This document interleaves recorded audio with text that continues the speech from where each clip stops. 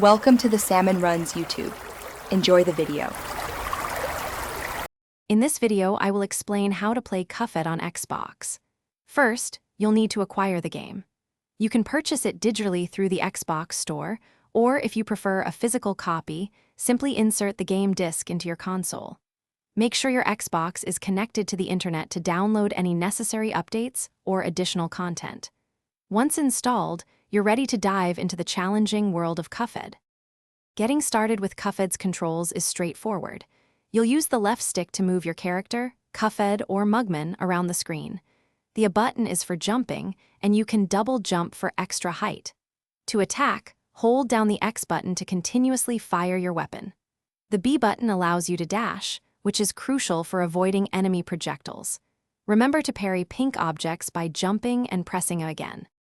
Cuphead's gameplay revolves around intense boss battles and challenging run-and-gun stages. You'll journey across 3 distinct islands, each filled with unique adversaries. In the run-and-gun levels, collect coins to purchase new weapons and charms from Porkrin's Emporium. Mastering the parry mechanic is key.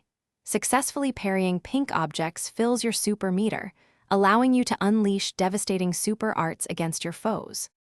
Cuphead is known for its difficulty, but with practice, you'll improve. Focus on learning enemy attack patterns and perfecting your dodging and parrying skills.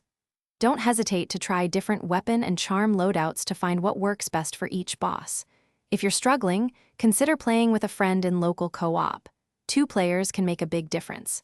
Persistence is key to overcoming every challenge in this game. Thanks for watching. Consider subscribing if we helped you.